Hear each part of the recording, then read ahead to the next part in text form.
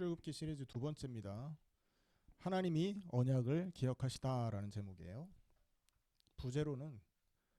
부제목으로는 구원자의 준비라는 제목입니다.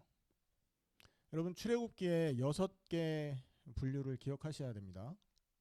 첫 번째 단락이 뭐였어요? 속박. 이스라엘 백성이 400년 동안 지금 노예살이 하고 있는 가운데 배경이 속박된 배경이었고, 두 번째는 구원입니다. 거기에서 하나님이 건져내셨고요. 세 번째는 그 건져낸 하나님의 백성들을 광야에서 시험하시고 그들에게 여러 가지를 공급하시는 그런 훈련의 그런 장소였고, 네 번째는 언약입니다. 시내산의 10계명. 하나님의 백성이 이렇게 살아야 된다 하면서 말씀에 순종하고 말씀을 따라가야 되는 그런 이유들을 가르쳐 주시죠. 그리고 성막, 이거 뭐냐면 하나님이 거하신 곳, 하나님의 백성들은 하나님과 늘 교제하면서 살아야 된다라는 그것을 가르쳐 주는 겁니다. 이 땅에서 나그네 생활을 하는 사람들은 이 성막에서 하나님과 함께하는 그런 삶이 지속돼야 된다는 거죠. 이게 영적으로 주는 교훈은 뭡니까? 이 땅에서 우리가 사는 동안에 늘 하나님과 함께하고 늘 주님을 예배하는 그런 삶이 지속돼야 된다는 것을 출애굽기를 통해서 가르쳐 주고 있는 것입니다. 자, 오늘 지난주에 우리가 출애굽기 1장을 함께 봤지 않습니까? 그 1장의 이스라엘 상황은 굉장히 절망적이었어요. 요셉을 모르는 새 왕이 나타나서 시절이 완전 바뀌고 세상이 완전 뒤집혀 버립니다. 그로 인해서 이스라엘 백성은 굉장히 혹독한 노예 생활을 하게 돼요. 비돔과 람셋을 건축하는 거죠. 여러분 이 성경에 이 출애굽기 영화를 이렇게 보면 항상 큰 벽돌 짊어지고 막 이렇게 나르는 장면이 있잖아요. 피라미드 짓고 무슨 궁전 짓고 거기에 이스라엘 백성들이 다 동원됐던 것입니다. 자, 그리고 어떤 배경이었어요? 태어나는 남자는 다 죽여라. 그리고 강에 던져라. 자, 그런데 우리가 그 배경 속에서 확인한 게 있어요. 뭐죠? 하나님의 언약 잡은 백성, 하나님의 언약 잡은 개인 절대 망하지 않는다라는 거예요.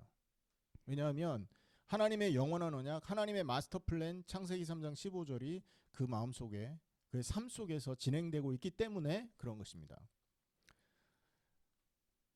하나님이 이 땅을 구원하기 위해서 구원자를 보내시는데 여자의 후손을 통해서 오셔야 돼요.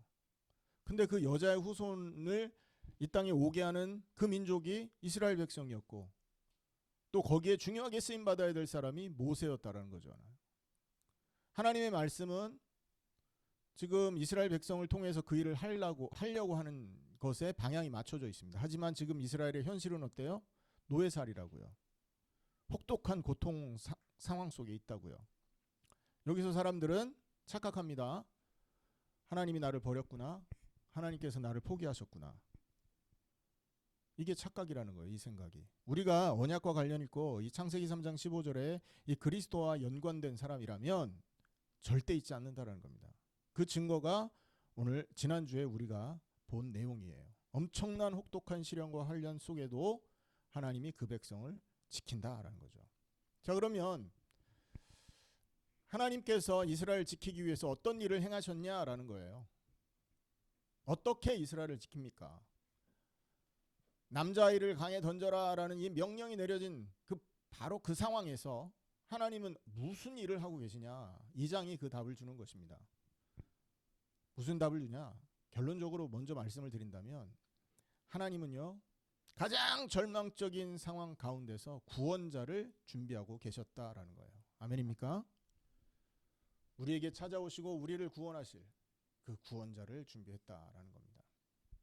그래서 오늘 본문을 통해서 본론은 이 본문을 통해서 하나님의 그런 역사하심을 살펴보려고 하는 것입니다. 자, 첫 번째는요, 1절 2절인데 모세의 탄생입니다. 레위 가문의 한 남자가 가서 레위 여자에게 장가를 들었어요. 그리고 2절에 보면 그 여인이 임신하여 아들을 낳고 그가 잘생긴 것을 보면서 석 달 동안을 숨깁니다. 여러분 뭐 자기 자녀가 태어났는데 잘생겼으면 보관하고 못생겼으면 던져버리고 그거 아니잖아요. 태어났는데 너무 잘생긴 거예요. 사랑스러운 거죠. 석 달 동안이나 바로의 명령을 어기고 키운 겁니다. 바로가 남자아이는 다 강에 던져라라고 명령한 그때에 남자아이가 태어났다라는 거예요. 가장 위험한 시기, 죽기 쉬울 때 이런 일이 벌어진 거죠. 이스라엘 백성이 이런 고통에 처했을 때 하나님은 모세를 보내셔서 이렇게 보호를 하고 계시는 것입니다. 자, 잘생긴 것을 보고라고 했잖아요. 아까도 말했지만 자녀는요, 잘생겼든 못생겼든 전부 보호를 하게 되어 있습니다. 그런데 여기서 잘생긴 것을 봤다라고 할 때 이 잘생겼다라는 이 말의 히브리 그 단어는요, 토브라는 말입니다. 토브. 이거는 창세기 1장 31절과 같은 단어예요. 하나님이 지으신 모든 것을 보시니 보시기에 심히 좋았더라. 이 심히 좋았더라. 굿 히브리 말로 토브. 무슨 말인가 이해되시죠? 하나님의 보시기에 하나님의 중심에 계획이 있는 사람이 바로 이 모세였다라는 거예요. 특별한 목적을 위해서 보내신 사람이다라는 뜻인 거죠.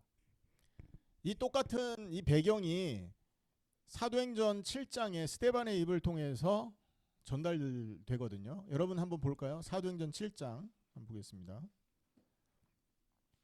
사도행전 7장 20절에 보면 사도행전 7장 20절 우리 한번 다 같이 읽겠습니다. 시작. 그때 모세가 났는데 하나님 보시기에 아름다운지라 그의 아버지의 집에서 석 달 동안 길리더니. 자, 잘생겼다라는 의미보다는 하나님의 마음에 합했다. 하나님이 보시기에 아름다운 사람이었다. 선한 사람이었다. 말씀에 쓰임 받아야 될 사람이었다. 하나님의 큰 계획을 갖고 있었던 사람이었다라고 이해를 해야 된다는 겁니다. 자, 그렇게 석 달 동안을 기른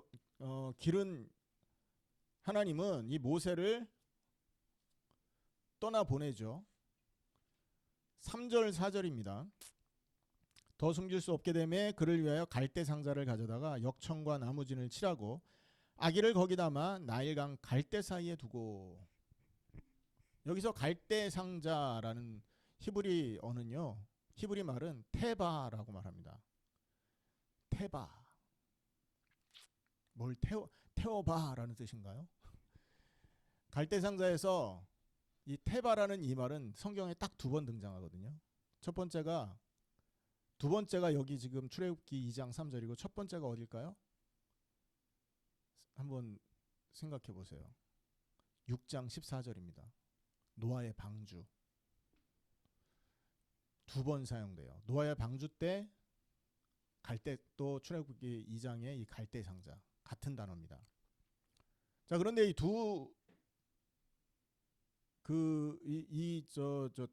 단어가 쓰였을 때 상황은 비슷하잖아요. 첫 번째는 이 노아의 방주에서 역청을 발랐잖아요.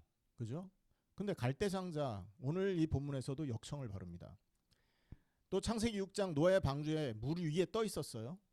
그죠? 역청을 발랐으니까 떠 있었겠죠. 모세의 갈대 상자도 물 위에 떠 있습니다. 그 물은 어떤 물이죠? 죽음의 물이고 심판의 물이었어요.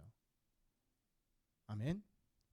노아의 방주의 물은 심판의 물이었고 모세의 물은, 모세가 떠 있었던 그 물은 죽음의 물이었다라는 거예요. 그런데 떠 있습니다. 이 말은 무슨 말이죠? 안에 있는 자를 구원한다라는 뜻인 겁니다. 그래서 이 테바라는 이 갈대 상자라는 이 단어는요, 구원을 목표로 해서 쓰여진 2번의 단어입니다. 성경은 이런 같은 단어를 우연하게 이렇게 반복하지 않아요. 의미가 있어요. 노아의 방주가 홍수의 심판에서 노아를 구원했듯이 모세의 갈대 상자가 바로의 살해 명령에서 모세를 구원했다. 둘 다 뭘 가리키냐? 그리스도를 향하고 있는 겁니다. 이 2가지 사건 다, 그리고 또 이 테바라는 이 단어가 향하고 있는 영적 그 지향점은 그리스도였다라는 거예요. 방주 안에 있으면 구원받고 방주 밖에 있으면 심판받는다. 아멘. 또 갈대 상자 안에 있으면 죽음에서 구원받고 갈대 상자 밖에 있으면 죽게 돼 있다. 그 시대가 그렇다라는 거죠. 그건 뭐죠? 뭘 말하는 겁니까? 우리가 그리스도 안에 있으면 구원이요, 그리스도 밖에 있으면 심판임을 알려주고 있다라는 것이에요. 그리스도 안에서 구원의 응답, 심판에서 건짐받는 저와 여러분 되기를 예수님의 이름으로 축원합니다.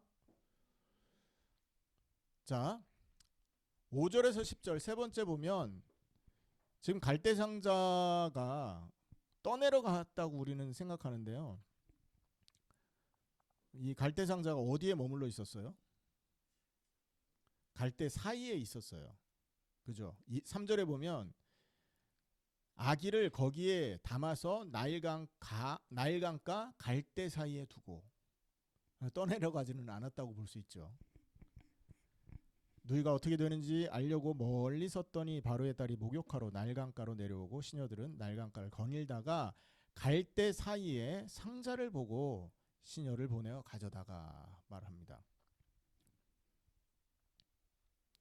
자,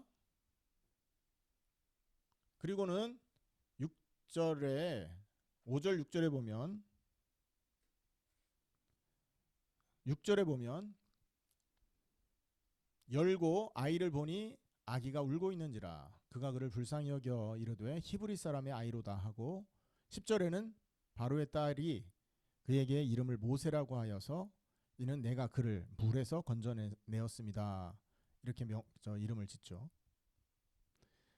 희한한 일이 벌어진 겁니다. 바로는 아이를 죽이라고 명령을 했는데 그 딸은 그 아이를 살려버린 거예요. 이게 하나님의 방법이에요. 바로의 계획과 하나님의 계획. 바로의 계획은 남자를 죽여라. 근데 하나님의 계획은 그 아이를 살려낸 거예요. 바로는 강에 던져라. 근데 하나님은 강에서 그를 건져냅니다. 바로는요 이스라엘을 없애라 그랬는데 하나님은 구원자를 거기에서 키워내셨어요. 그리고 바로의 계획은 당연히 아무도 히브리 사람이 궁전에 들어왔을 거라고 생각지도 않았었겠죠. 그리고 뭐 궁전에서 누가 궁전에 못 들어오게 하는 것이 바로의 계획이었겠죠. 히브리 사람의 아이였다라는 걸 알았다면. 근데 하나님이 이 바로의 공주의 마음을 바꿔서 그 바로 궁전에서 양육되게 만듭니다. 이게 하나님의 계획이에요. 적의 심장부에서 구원자를 키워내신 거죠. 창세기 50장에 20절에 보면 당신들은 나를 해하려 하였으나 하나님은 그것을 선으로 바꾸사 하셨습니다. 바로는요 이스라엘 백성을 죽이고 멸망시키려고 했으나 하나님은 그것을 선으로 바꿔서 하나님의 뜻을 이루는 그것으로 도구를 삼으셨다라는 거죠. 자, 7절에서 9절에 보면 이제 모세의 어머니가 모세를 양육하는 장면이 나옵니다. 그의 누이가 바로의 딸에게 가서 7절에 얘기하는 거예요. 여러분 보세요. 갈대 상자를 누가 갖다 놨어요? 온유야. 갈대 상자를 갖다 놓은 사람이 누구야? 갈대 사이에 싹 이렇게 갖다 놓은 사람이. 엄마의 심부름을 했던 사람이 누구겠어? 누이, 모세의 누이. 한 5년 정도 나이 되지 않았을까 싶은 생각이 드는데요. 왜냐하면 갈대 상자 들여다가 거기다 갖다 놔야 되잖아요. 자, 그런데 이제 그 누이가 가만히 어떻게 되는지를 지켜봤는데 바로 공주가 와서 그걸 데리고 가려고 하고 있어요. 그때 쫓아간 겁니다. 그리고 뭘 질문해요? 공주님, 내가 히브리 여인 중에서 유모를 불러줄까요? 라고 얘기한 거예요. 왜냐하면 히브리 공주는 지금 아기를 키울 수 있는 상황이 아니잖아요. 산모가 아니기 때문에 아이를 수유하고 먹일 수 있는 상황이 아니거든요. 자, 그러면 그래 데리고 와봐라 했을 때 이 바로의 누이는 누구를 데려가겠습니까? 당연하게 데려갈 사람이 누구예요? 모세의 엄마 아니겠습니까? 자기 엄마. 자기 엄마가 분명히 있는데 뭐 다른 동네에 가서 누구를 찾겠어요? 이게 딱 본 거예요. 생긴 것도 비슷하고 또 뭐예요? 금방 이렇게 찾아오는 걸 보면서 이 바로의 공주가 바보가 아닌 이상 이게 엄마를 불렀구나 이 생각 못 하겠습니까? 그런데 그런 것들이 하나도 문제 안 되게 하나님이 보호를 하신 겁니다. 바로의 공주의 마음을 바꾸셔서. 엄청난 놀라운 일 아닙니까? 아이가 죽어야 되는데 하나님이 바꾸셔가지고요. 모세의 죽어야 될 그 모세의 친어머니의 손에 모세가 양육되도록 만들어낸 거죠. 그것도 돈을 받아가면서 아기를 죽이라는 명령에 반해서 아기가 살아났을 뿐만 아니라 친어머니가 직접 양육을 하면서 돈을 받아가면서 아이를 양육할 수 있는 길을 열어내신 것입니다.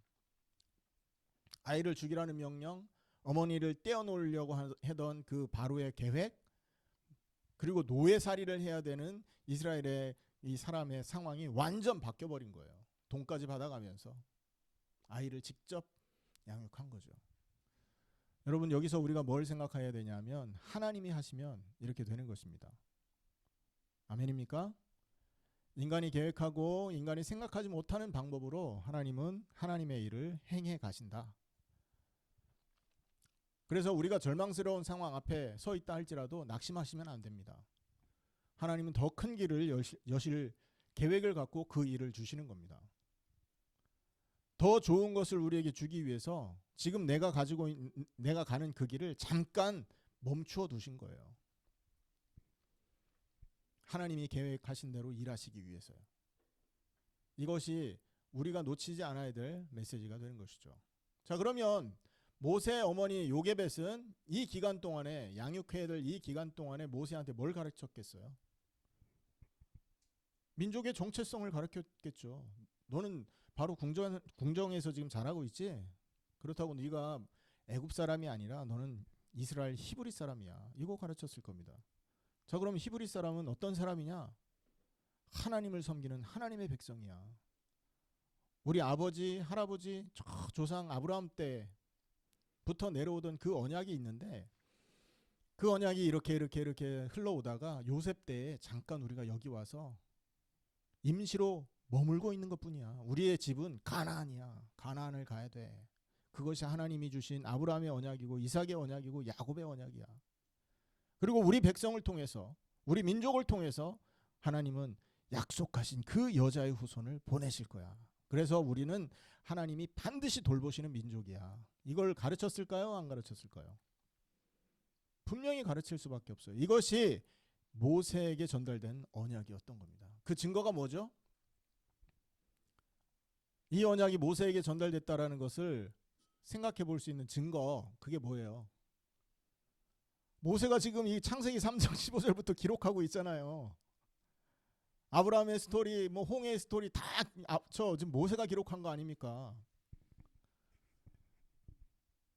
전달받은 겁니다. 그 얘기들을. 모세가 기록한 그것 때문에 우리가 창세기 3장 15절을 알고 있는 거예요. 당연히 그 모세도 알았던 거죠. 그것이 어머니의 손에서, 그것이 그 조상대에서부터 내려왔던 그 언약의 흐름대로 연결이 되고 있었다라는 겁니다. 이게 지금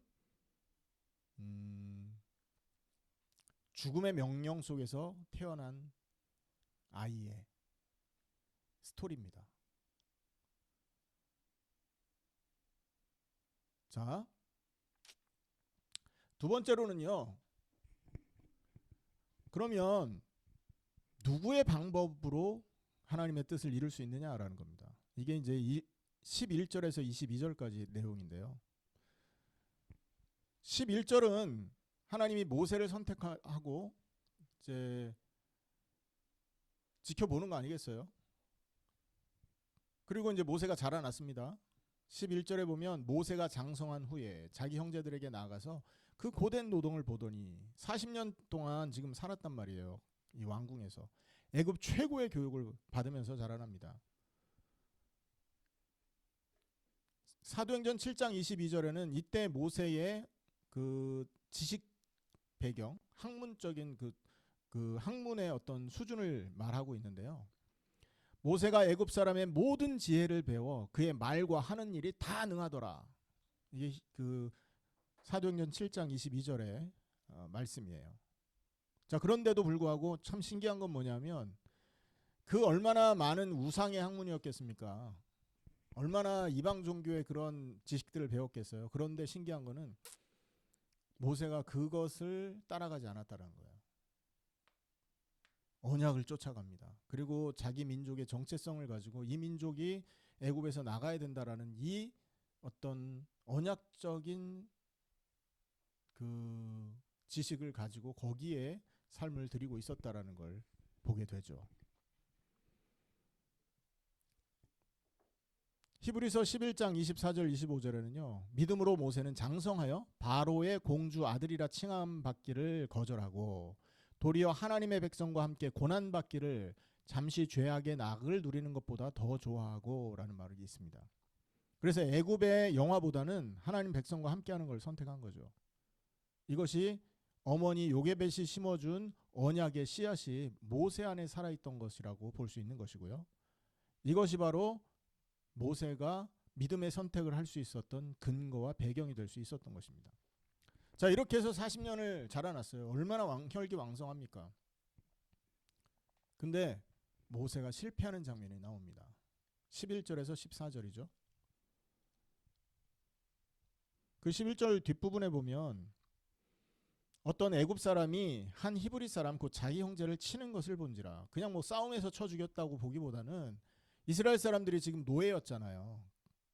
애굽 사람은 그 노예를 관리하는 관리자였을 거예요. 그러니까 이 관리자가 그 노동을 하고 있는 히브리 사람을 때려서 죽인 모습 같아요.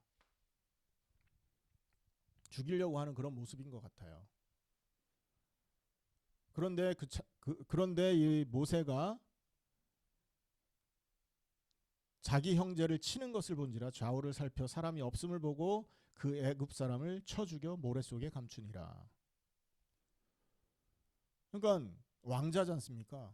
그 왕자면 그냥 법으로 이렇게 해도 되는데 자기 백성이 맞는 것을 보고 자기 감정을 주체하지 못했나 봐요. 마음은 옳았지 않습니까? 동족의 고통을 봤죠. 히브리 민족 하나님의 백성이 고통당하는 걸 그냥 보고 있을 수 없었어요. 모세의 마음은 옳았습니다만 그 방식이 잘못됐다는 거예요. 좌우를 살펴 쳐 죽여라고 했어요. 여러분, 좌우를 살피기 전에 뭘 봤어야 될까요? 하나님을 봤어야죠. 좌우를 살피고 사람을 볼 게 아니라 좌우를 보지 말고 하나님을 바라보고 하나님의 뜻을 물었어야 되겠죠. 쳐 죽였습니다. 하나님의 방법이 아니죠. 이건 인간의 방법이었던 거예요. 자, 모세의 의도는 동족을 구하겠다라는 의도였죠. 근데 방법은요, 애굽 사람을 죽인 겁니다. 결과는 실패. 옳은 마음이라도 잘못된 방법을 썼을 때 이런 결과가 나타나는 거죠. 내가 하겠다, 내가 할 수 있다, 인간의 방법을 쓰면 결국은 무너지게 되는 것입니다. 그래서 14절에 보면 네가 그 애굽 사람을 죽인 것 같이 나도 죽이려느냐. 히브리 사람끼리 이제 싸우는 걸 보고 한 말이죠. 그걸 말리니까 그 히브리 사람 중에 한 사람이 너 어제 애굽 사람 죽이대. 그것처럼 오늘 나 죽일래? 이 말을 한 겁니다.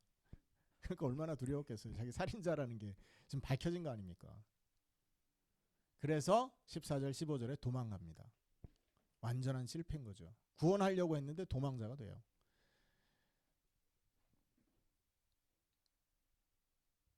바로궁의 왕자로 자라던 이 모세가 광야에 나그네가 되고 도망자가 된 겁니다. 그래서 40년을 미디안 광야에서 살게 되죠. 거기에서 아들도 낳고 또 결혼도 하고 그 땅에 나그네처럼 40년을 지냅니다.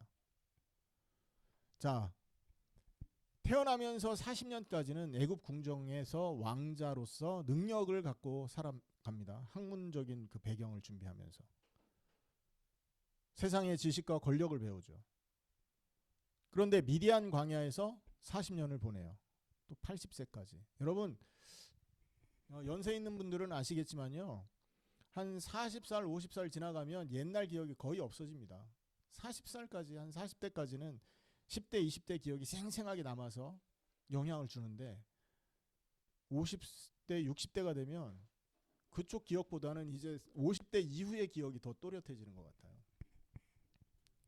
그러니까 40세 이후의 이 40년의 인생, 모세의 40년의 인생은 이제 과거하고는 완전 절연하고 이제 새로운 삶이 그 새로운 삶을 살게 될 그 살아가는 그런 모습이었다고 볼 수 있는 것입니다. 아무것도 할 수 없다. 나는 나그네다. 이거를 배우는 시기였겠죠. 그러다가 하나님의 부름을 받고 120살까지 그 출애굽의 지도자로 하나님의 쓰임을 받게 됩니다. 자, 그러면 이 광야 40년 동안 모세는 뭘 배웠을까요? 궁정에서는요, 내가 할 수 있다라는 자신감으로 가득 찼을 거예요. 젊은 혈기, 젊은 힘 막 다 있잖아요. 배경도 있고 못할 게 없다. 사실 거기에서 막 독립운동을 했어도 했을 만한 그런 힘이요 배경이었었어요. 근데 하나님이 그걸 막아버리죠. 그럼 광야에서 뭘 배워요? 나는 할 수 없구나. 내가 하는 일이 아니구나. 세상의 지혜와 능력으로는 절대 이룰 수 없는 것이 이것이구나. 겸손과 인내를 배웠을 거예요. 인간의 방법으로 내가 해보려고 했지만 결국은 안 되는 거구나. 하나님의 때를 기다려야 되는구나. 나의 계획으로는 절대 이룰 수 없는 일이 바로 이것이구나. 하나님의 계획이 이루어져야 되겠구나. 그 때를 기다려야 되겠구나. 여러분, 방향은 너무나 명확하잖아요. 400년 노예살이하고 있는 이 백성은 애굽에서 죽어야 될 사람들이 아니다라는 거잖아요. 그리고 가나안으로 가야 되는 것이 모세가 알고 있는 언약이고 하나님이 주신 그 계획이었어요. 그것을 주신 그런 상황을 주신 분이 하나님이시기 때문에 하나님의 때와 계획에 맞추지 않는 한 절대로 거기에서 빠져나올 수가 없었던 것입니다. 그런데 모세는요, 40년 그 젊은 혈기, 왕성한 힘으로 어마어마한 배경으로 그거를 이루려고 애써 봤다라는 거죠. 그러다가 40년간 미디안 광야에서 하나님의 계획, 하나님의 뜻은 그렇게 이루는 게 아니구나라는 걸 깨달은 겁니다. 자, 여기서 영적인 교훈이 나오죠. 구원은 인간의 능력으로 이루어지지 않습니다. 400년 노예살이한 이스라엘 백성을 가나안으로 이끌어내는 이것도 하나님의 능력과 하나님의 계획이 이루어질 때 완성되는 것처럼 마귀에게 노예되고 죄에 노예되고 하나님을 떠나 죽음에 사로잡혀 있는 이 인간이 하나님을 만나고 하나님의 백성이 되는 것도 하나님의 계획과 하나님의 때와 시간이 있어야 된다라는 것입니다. 인간의 능력으로는 절대 이루어질 수 없는 것입니다. 그래서 에베소서 2장 9절에는 이는 행위에서 난 게 아니니 누구든지 자랑하지 못하게 함이라. 아멘. 인간의 구원과 인간이 가지고 있는 그 죄에서 빠져나오는 그 축복은 인간 스스로 못하게 돼 있어요. 그렇게 하면 자기가 구원받았다고 자랑할 거니까. 그래서 하나님이 그것을 깨닫게 하기 위해서 모세를 40년 동안 훈련시키신 겁니다. 내가 할 수 있다를 완전히 내려놓을 때까지 하나님이 40년간을 담금질을 한 거죠. 나는 할 수 없다라는 것을 인정할 때 비로소 하나님이 쓰실 수 있는 그릇이 되는 것입니다. 아멘. 내가 할 수 있다라고 내 팔 흔들기 시작하면 하나님은 가만히 계십니다. 하지만 저는 할 수 없어요. 하나님이 해주세요 하고 정말로 겸손하게 하나님을 바라볼 줄 아는 사람이라면 하나님은 그 사람을 사용하신다라는 것이죠. 자, 세 번째입니다.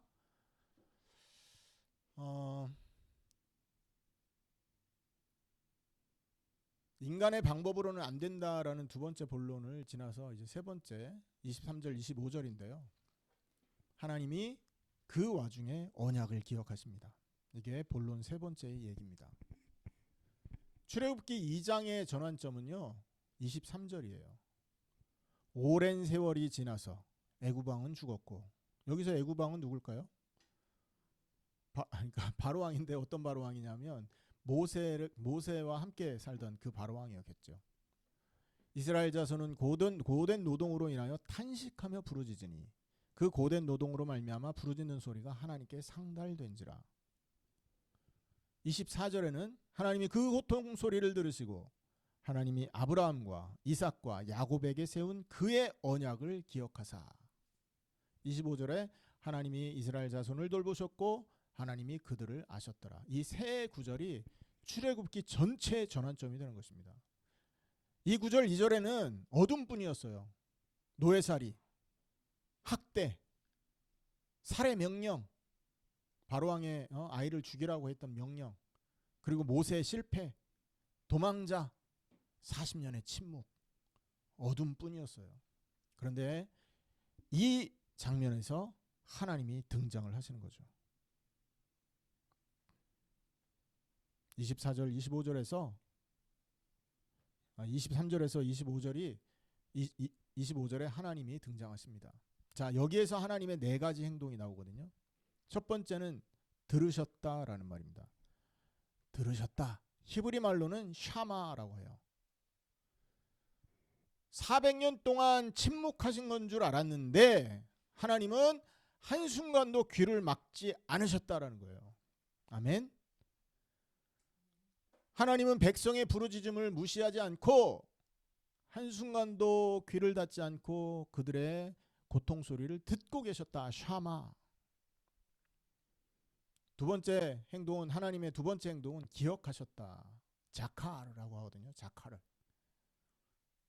아브라함과 이삭과 야곱과의 언약을 자카르, 기억하셨다라는 겁니다. 이 자카르라는 이 히브리 동사는요, 단순히 생각나다라는 말이 아니라 기억하시고 행동하다라는 의미를 갖고 있는 단어입니다. 하나님이 잊고 계시다가 그랬지 생각한 게 아니라는 거예요. 알고 계시다가 야, 이제는 행동해야겠다라고 선언을 하신 모습이라는 거예요. 이게 기억하다 이 말이요.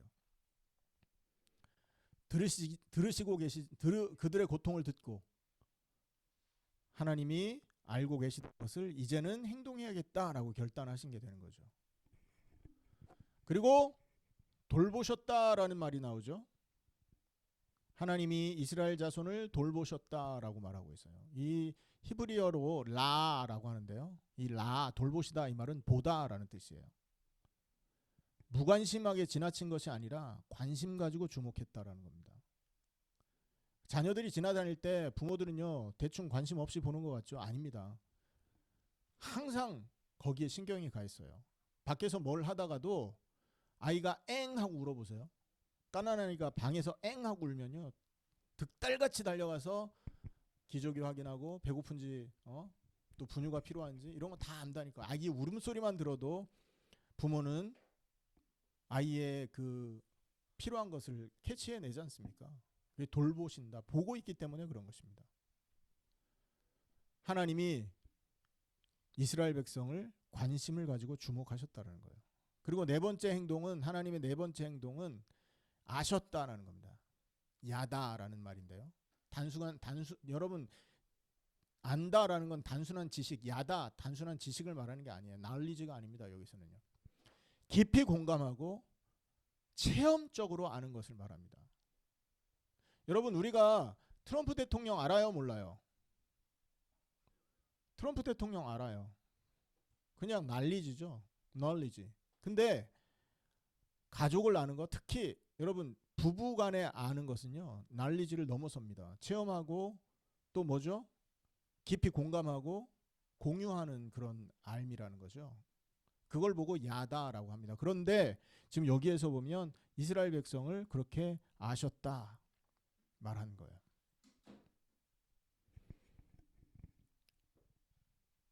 하나님이 이스라엘 자손을 돌보셨고 그들을 기억하셨더라. 아셨다.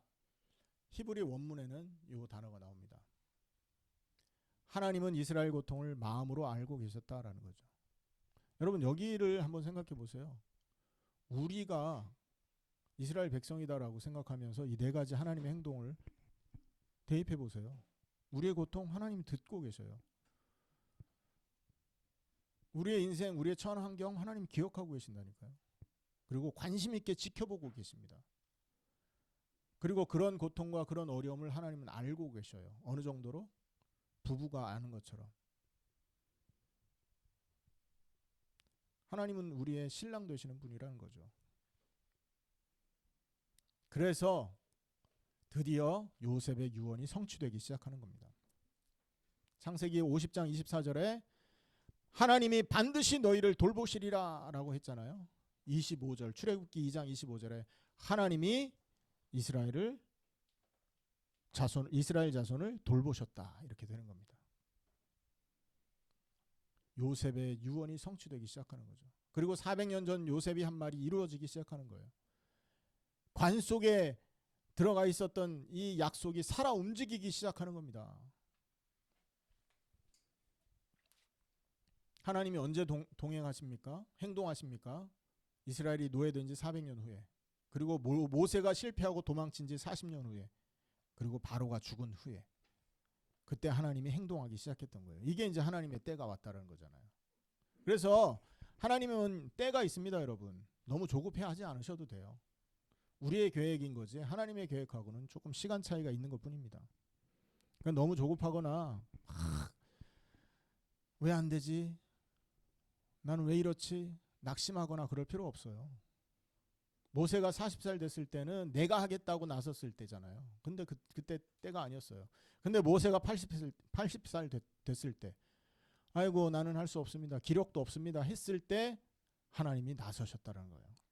그때 하나님이 행동한 겁니다. 자, 오늘 이 본문을 통해서 우리는 결론을 맺고 뭔가 교훈을 붙들어야 되는데요. 자, 하나님의 때와 방법을 우리는 신뢰해야 됩니다. 아멘. 하나님이 일하실 때가 있고 하나님이 하시는 방법이 있다는 거예요.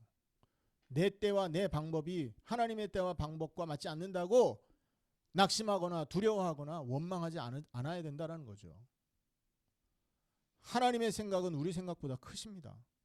하나님의 방법은 우리의 방법과 비교할 수 없을 만큼 완전합니다. 그거를 소망하며 기다릴 수 있어야 되는 거예요.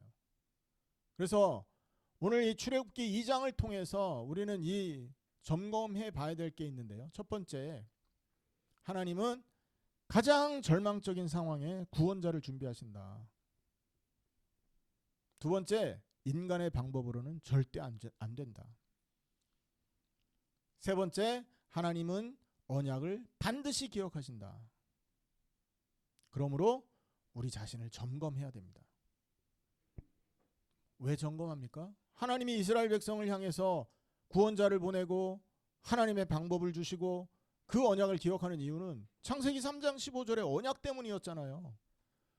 이스라엘 백성이 이 언약과 관련 없는 그냥 애굽 사람과 같은 존재들이었다면 그들이 뭘 하고 살든 관심이 없었을 거예요. 버려두셨을 거라고요. 하지만 메시아, 그리스도, 그분의 하실 일과 관련 있는 이스라엘 백성은 하나님이 그냥 둘 수 없었던 겁니다. 기억할 수밖에 없었고, 인간의 방법 아니고 하나님의 방법으로 그 일을 행동할 수밖에 없었고, 절망적인 상황에 구원자를 보낼 수밖에 없었던 거죠. 그래서 우리는 점검해야 된다니까요.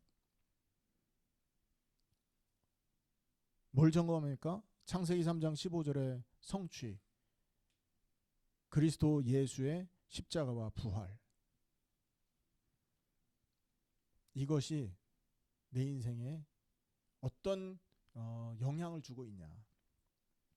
2000년 전에 있었던 그리스도의 십자가와 부활, 창세기 3장 15절의 언약이 성취되었던 그 자리에 나는 어떠한 존재로, 어떠한 상태로 머물고 있느냐라는 거죠. 모세의 갈대상자가 노아의 방주와 같은 단어였듯이 구원은 하나님이 마련하신 방주 안에 있을 때만 가능한 겁니다. 아멘. 구원이라는 건요, 하나님이 마련하신 그 방주, 십자가와 부활, 그 안에 있을 때만 가능하다라는 거죠. 방주의 주인공, 갈대상자의 주인공이 그리스도 예수 아닙니까? 그래서 정말로 나는 십자가와 부활에 동참한 사람인가 점검해야 돼요. 2000년 전에 예수님이 달려 죽은 십자가이냐, 내가 달려 죽은 십자가이냐, 이거를 확인하셔야 된다고요. 그리고 그 죽음을 나의 죽음으로 받아들여야 될 이유가 뭐냐? 그리스도의 부활에 동참해야 되니까요. 하나님이 함께하는 그 삶이 나의 삶이 돼야 되니까요. 세상에 노예되고 죄에 노예된 그리고 우상 숭배의 저주 속에 빠져서 고통 당해야 될 내 인생이 하나님과 함께하고 하나님을 섬기는 사람으로 변화되어야 되니까요. 내가 죽고 그리스도 내 안에 있냐? 아직도 내가 하겠다는 옛사람이 살아있지 않냐? 점검해 보셔야 된다고요. 모세가 40년 광야에서 자기를 내려놓았을 때 하나님의 그 도구로서 쓰임 받았듯이 우리도 나를 내려놓고 그리스도만 붙들 수 있을 때 그제서야 하나님의 놀라운 역사가 시작되는 것입니다. 그래서 여러분 오늘 본문을 통해서 주신 하나님의 음성을 들으시고 하나님의 방법과 때를 기억하면서 우리의 자신을 점검하는 저와 여러분 되기를 예수님의 이름으로 축원합니다. 기도하겠습니다.